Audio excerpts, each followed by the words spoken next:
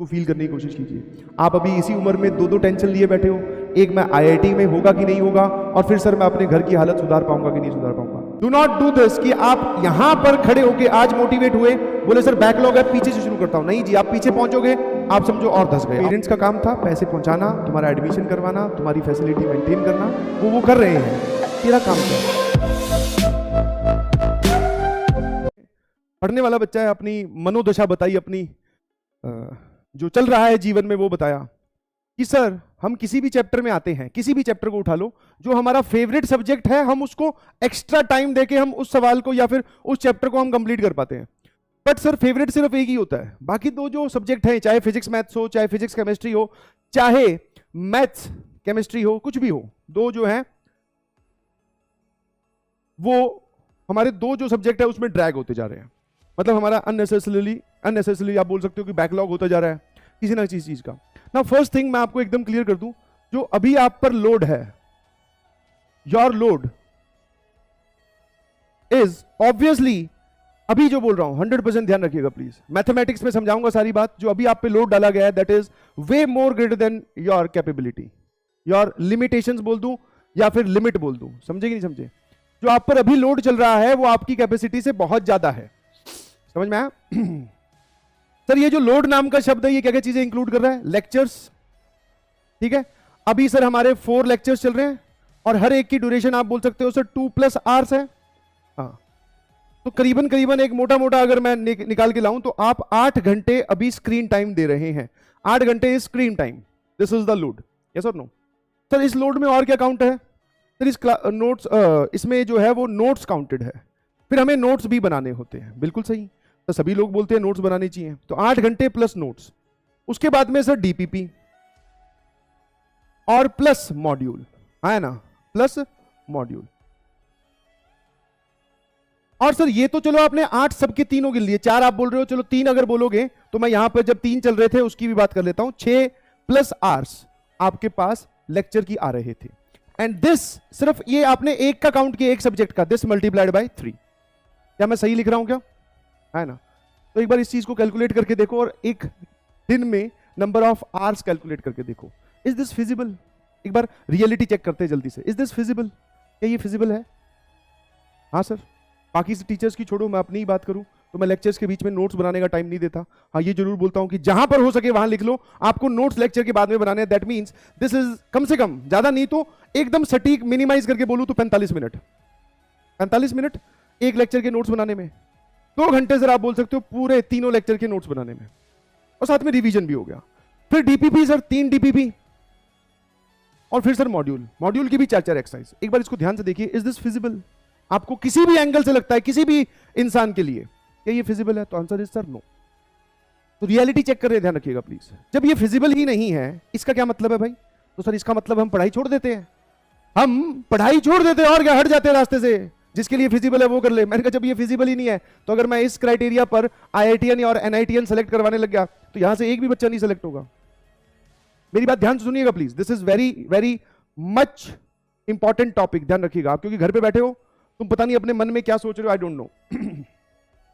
अच्छा सर चलो, हमने मर पड़ के अपना एक्सट्रीम अटेन करते हुए, नींद कम करके, आई एम विद यू, मैं बिल्कुल ये इस सवाल पे या फिर इस चीज पे जा ही नहीं रहा हूं कि आप मेहनत कर रहे हैं कि नहीं कर रहे हैं। I believe and I know कि आप लोग बहुत मेहनत कर रहे हैं यार, you are much more dedicated than any of us.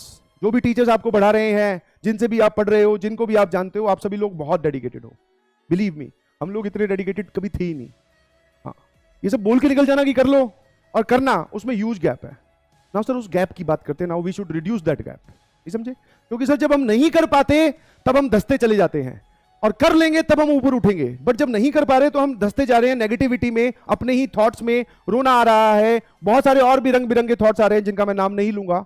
Obviously sir वो आने लाजमी है, क्योंकि हमसे हो नहीं रहा और ये रोज इकट्ठा होता जा रहा है। सर आज आपने बोला कि आप 3 घंटे पढ़ाओगे, लो और इसमें और पाइल अप होगी चीजें, है ना? समझ पा रहे हो कि नहीं समझ पा रहे हो मेरी बात?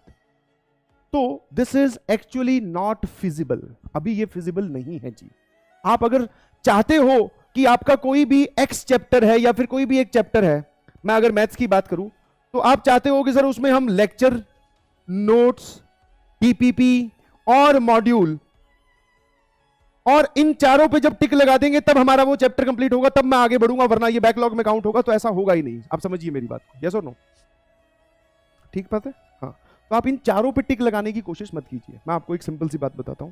देखो, मैं आपको पहले भी बता चुका हूं, और ये वापस मिड सेशन आप बोल सकते हो, या फिर यहां पर आकर फिर एक बार बताना जरूरी है। आप क्या करो, नोट्स और plus lecture, this is mandatory बेटा, इसमें चाहे कितना भी टाइम लगे ये आपको कंप्लीट करना ही है। इसके साथ साथ मॉड्यूल की, अभी मैं आपका काम और रिड्यूस कर दे रहा हूं, मॉड्यूल की सिर्फ पीवाईक्यू वाली एक्सरसाइज, ठीक है? मॉड्यूल की सिर्फ पीवाईक्यू वाली एक्सरसाइज, ठीक है?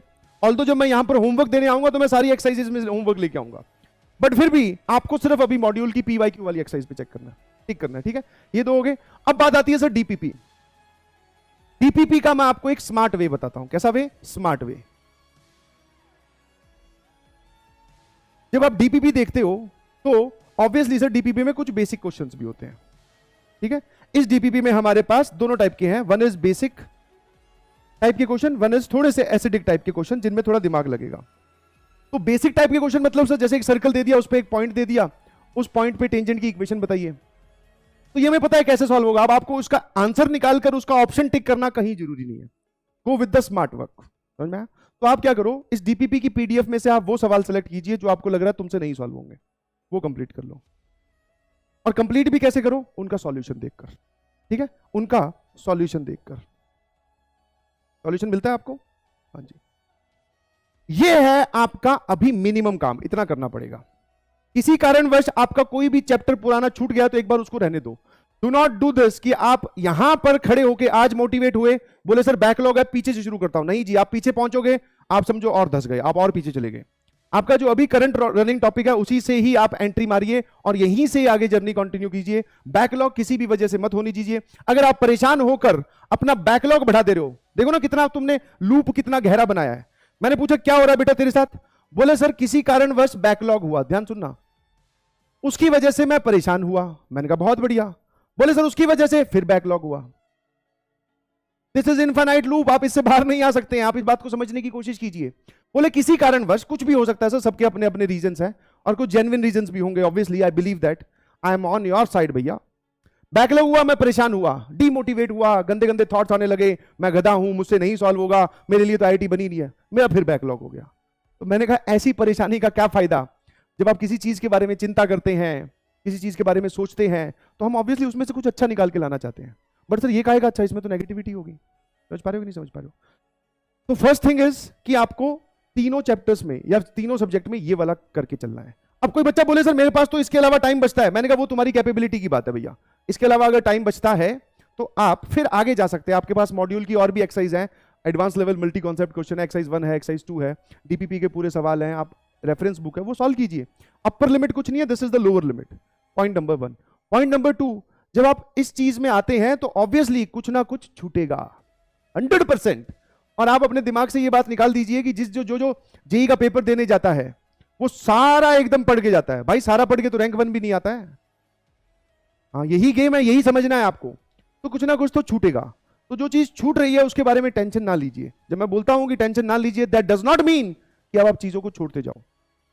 किसी कारणवश कुछ रह गया, डीपीपी सर 5 डीपीपी अपलोड हुई सर्कल की, मैंने 3 कर ली, 2 रह गई, कोई बात नहीं। अब उस 2 डीपीपी के चक्कर में तू सर्कल को ही बैकलॉग में डाल दे रहा है, या फिर तूने सर्कल को ही मुश्किल बना दिया, या तू अब बोलेगा अब तो मैं सर्कल के सवाल ही नहीं सॉल्व करूंगा। ये तो बेवकूफी है ना भाई। तो आप नेगेटिविटी खुद पिक करके ला रहे हो। अगर कोई चीज रह गई दैट डज नॉट मीन कि आप उस सवाल को पूरा, उस पूरे चैप्टर को छोड़ दो। ऐसा तो होगा ही, कहीं ना कहीं किसी ना किसी मोमेंट पे जाकर कोई ना कोई एक टॉपिक ऐसा निकल ही आता है आसान से आसान चैप्टर में जो हमें थोड़ा कम समझ में आता है। दैट डज नॉट मीन कि हम उसके बेसिस पे सारा का सारा चैप्टर बैकलॉग में डाल दें। क्या मेरी बात समझ गए?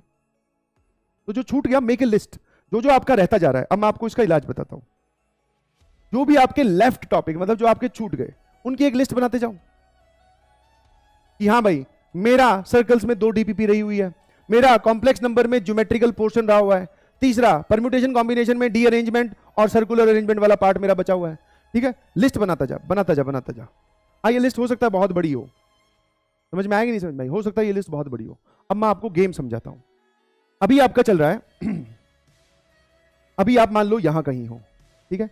अभी मैं मान के चल रहा हूं कि ये है हमारा फर्स्ट अटेम्प्ट, ठीक है। फर्स्ट अटेम्प्ट मान लेते हैं 30 जनवरी को आने वाला है, ठीक है। फर्स्ट अटेम्प्ट से लेके सेकेंड अटेम्प्ट के बीच में आप मुझे बताइए कि क्या होने वाला है सर। करीबन करीबन आपके पास 1.5 मंथ प्लस, मतलब 1.5 महीने से ज्यादा आपके पास समय होगा और आपका सिलेबस एक तरीके से कंप्लीट हो चुका होगा, नोट्स, लेक्चर नोट्स और lecture videos and PYQs complete करके। अब क्या बचा? अब क्या बचा? इस टाइम पे क्या करोगे भाई? तुम सोच रहे हो कि अभी टाइम निकालना है, टाइम आगे है, वो हम यूटिलाइज करेंगे। सर वो जो advance level multi concept questions आपने छुड़वाए थे उनका, अब मैं कहा ये रहा, ये रे। अच्छा सर इसके बाद में फिर करीबन करीबन 20 प्लस डेज, मैं 1 महीना मान के चल रहा हूं, फिर भी मैंने मिनिमम लिखा है, फिर जाके सर जेई एडवांस होगा। मैंने कहा भाई साहब एक बार जरा हिसाब लगाना मोटा मोटा, 1.5 महीना ये और ये करीबन करीबन 2.25 महीने, मतलब आप बोल सकते हो मिनिमम 60 डेज।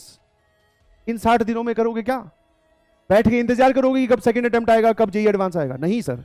अब जो हमारी लिस्ट है उनमें से लोगों को उठाएंगे, आ जाइए, जो भी हमारा बैकलॉग है उसको कंप्लीट करेंगे हम।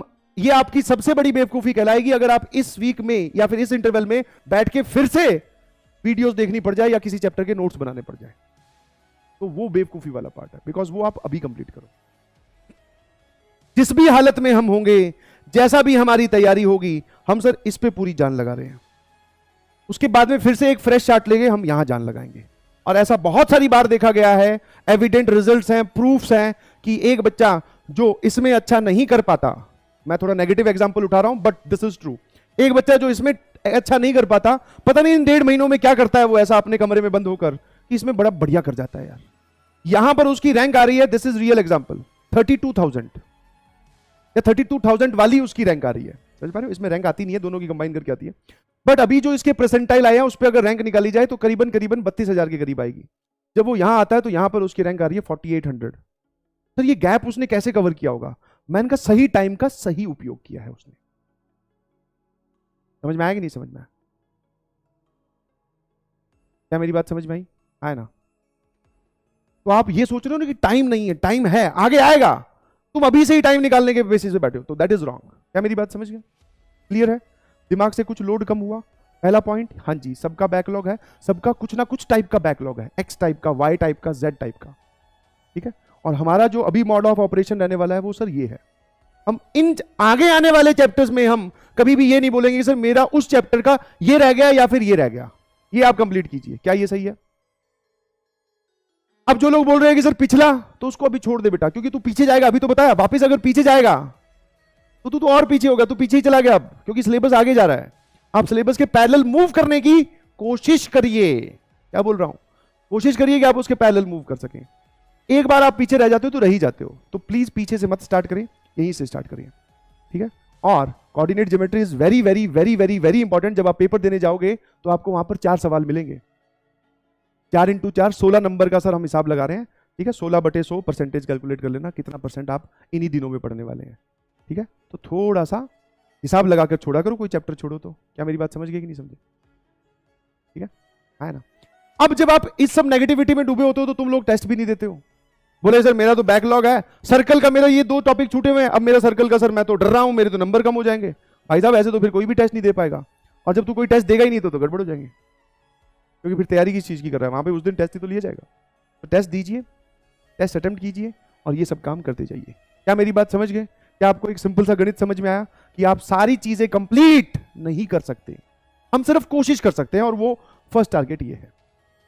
रिवीजन, जो लोग बोल रहे हैं रिवीजन, रिवीजन इसी का ही पार्ट है। हाँ, रिवीजन के लिए ज्यादा आप इसको रिवीजन को बहुत बड़ी चीज बना के बैठे हो।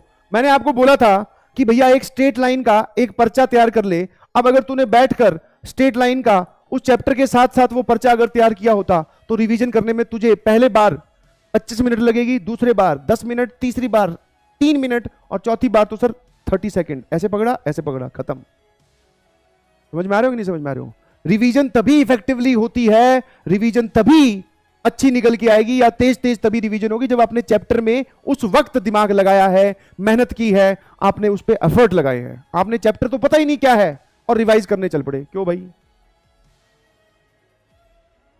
बिल्कुल सही, ठीक है।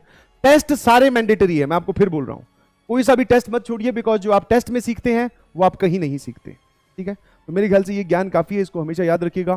किसी भी टाइप की नेगेटिविटी, अपने पेरेंट्स के बारे में चिंता करना बिल्कुल छोड़ दीजिए प्लीज, ठीक है।